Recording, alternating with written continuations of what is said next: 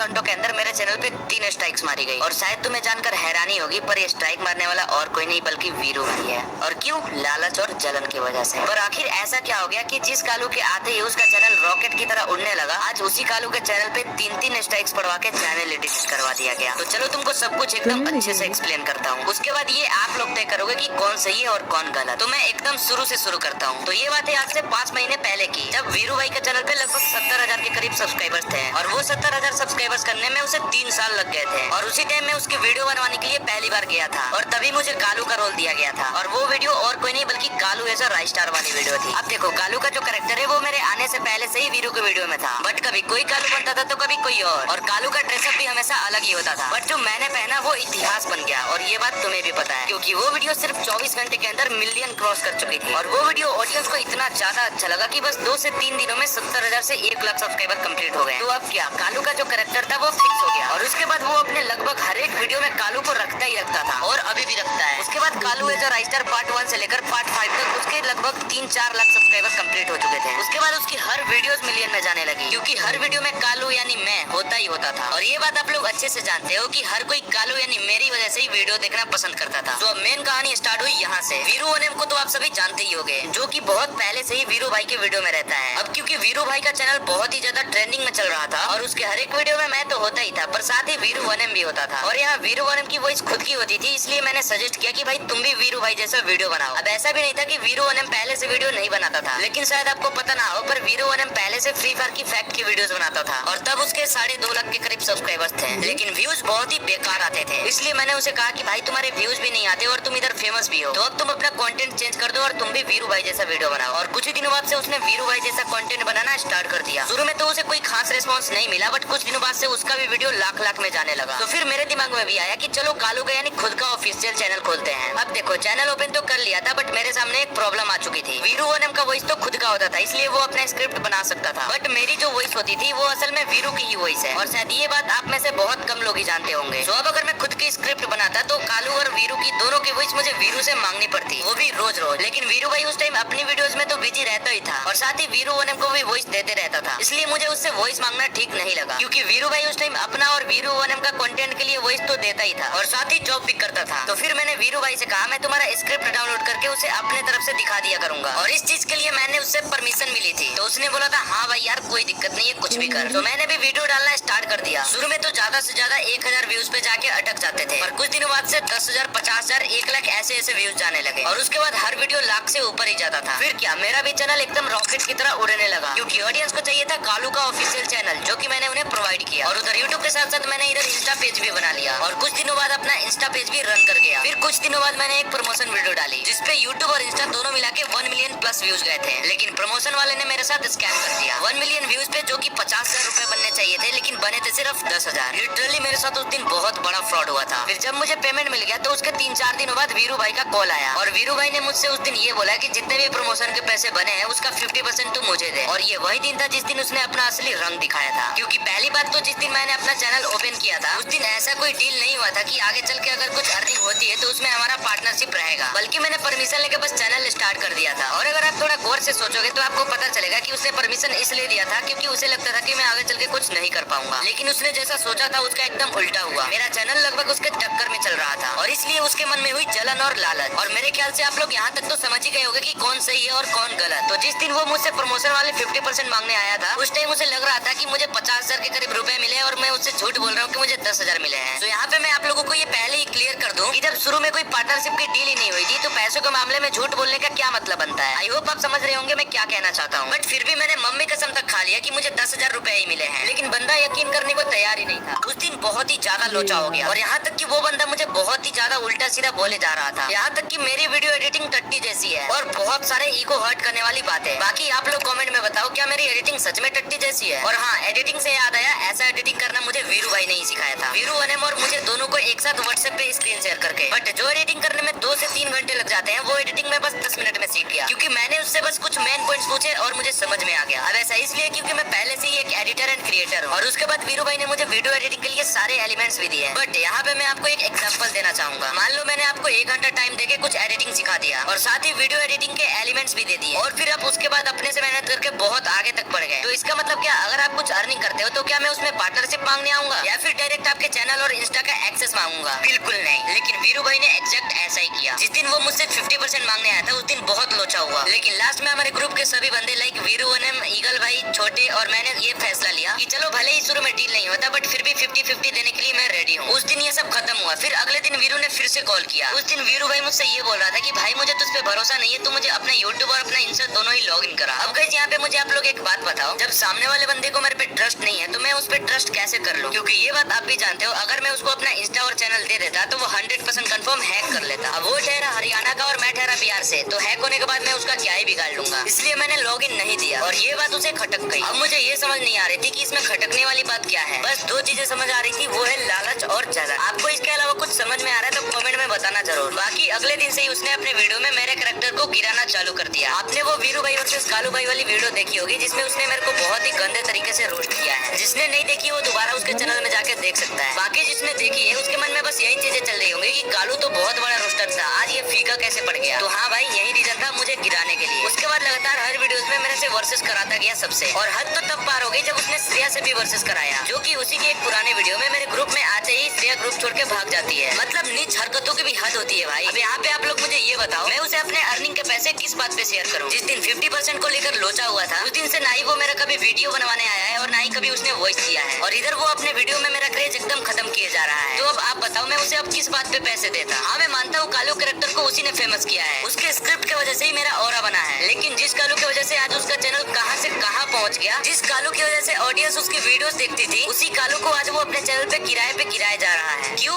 भाई? लालच और जलन की वजह से। अब इसी बीच मेरा चैनल मोनेटाइजेशन का क्राइटेरिया कंप्लीट हो चुका था और तब तक मेरा चैनल वेरीफाइड भी हो चुका था और मेरा सिल्वर प्ले बटन भी आ चुका है। हाँ तुम्हें ये बात पता नहीं होगी कि मेरा प्ले बटन भी आ चुका है, बट आगे मैं तुम्हें इसी वीडियो में प्ले बटन भी दिखाऊंगा। हाँ तो इसी वजह से मुझे लगा कि मोनेटाइज भी हो जाएगा, इसलिए मैंने अप्लाई कर दिया, बट अगले दिन वो रिजेक्ट हो गया रीयूज कंटेंट की वजह से। तो अब मैं समझ चुका था अगर मुझे चैनल मोनेटाइज करना है तो मुझे अपना स्क्रिप्ट और अपना वॉइस रिवील करना पड़ेगा, और जैसे कि मैंने कुछ ही दिनों पहले अपना वॉइस रिवील भी कर दिया। बट आपने देखा होगा उस वीडियो में वीरू के मैंने वॉइस लिए है, तो आपको मैं बता दूं कि वो वॉइस लेने के लिए मैंने वीरू को नहीं बताया था कि ये वॉइस रिवील करने के लिए मैं वॉइस मांग रहा हूँ, क्योंकि अगर मैं बता देता तो वो अपना वॉइस नहीं देता। और अब आप ये पूछोगे कि उसका वॉइस लिया ही क्यों? क्योंकि मैं वॉइस रिवील करना चाहता था एकदम यूनिक तरीके से। और हाँ, उस वॉइस में जो वीरू का मैंने वॉइस लिया है ना, वो 10 दिन लगातार बोलने के बाद तब मुझे वॉइस मिला है। अब आप इसी से समझ जाओ कि मैं पहले स्क्रिप्ट के लिए वॉइस मांगता तो मेरा चैनल शायद आज इतना ग्रो नहीं होता। बट मैंने जैसे ही वॉइस रिवील किया उसकी जल के राख हो गई। सुना था दूसरों से ज्यादा अपने ही लोग सबसे ज्यादा जलते हैं, बट पहले यकीन नहीं होता था, बट आज अपने आंखों से देख लिया। तो जिस दिन मैंने वॉइस रिवील वाली वीडियो डाली उसके अगले दिन 28 अप्रैल को मैं जैसे ही उठता हूँ और जैसे ही मैं फोन में देखता हूँ तो मैं पूरी तरह से टूट गया था। मेरे नजर के सामने मेरे 8.5 लाख ऑडियंस बिखरते हुए दिख रहे थे, क्योंकि मेल में एक नहीं बल्कि 2 कॉपीराइट का नोटिफिकेशन आया हुआ था, और दोनों ही कॉपीराइट स्ट्राइक वीरू भाई ने दिया था, एक रात को 12 बजे और एक सुबह 3 बजे। फिर मैंने उन्हें कुछ देर बाद कॉल किया और जो बातें हुई वो आप खुद ही सुन लो।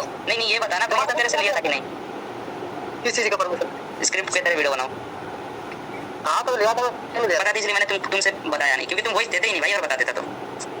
चल ठीक है, मैं तुम्हें नहीं बताया, मैंने स्ट्राइक मार दिया बस। तो हमारे टाइम तक भाई तारे की तरह चलते थे भाई, सब कदम से कदम चलते थे। आज तूने पता क्या कर दी? वो पूरी सिमेट्री चीजें बिखेर दी। भाई आजकल कुछ सिमेट्रिकल नहीं बचा भाई, मुझे पता है यार, कुछ नहीं बचा।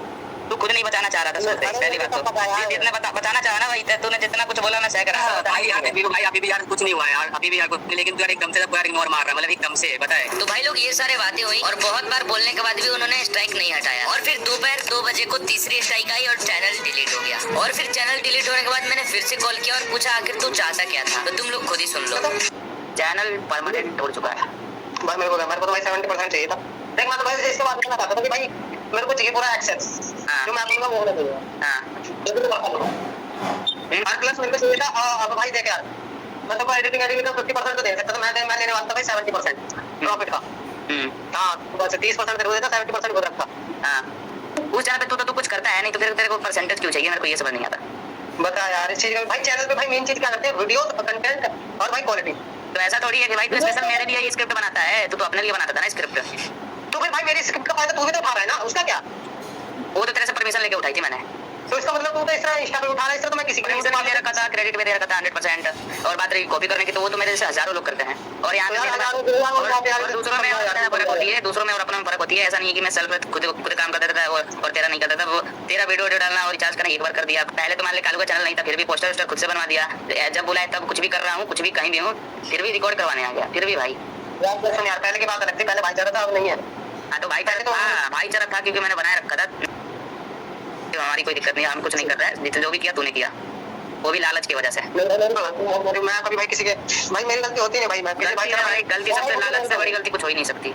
लालच और जलन, ये चल ठीक है भाई, कोई ना भाई, आगे बढ़ो तुम, अच्छी बात है। अब ये बात बोल के मैंने कॉल काट दिया। बाकी मैंने कॉल रिकॉर्डिंग में जो जो बोला वो तो करता ही था। और साथ ही ये रहा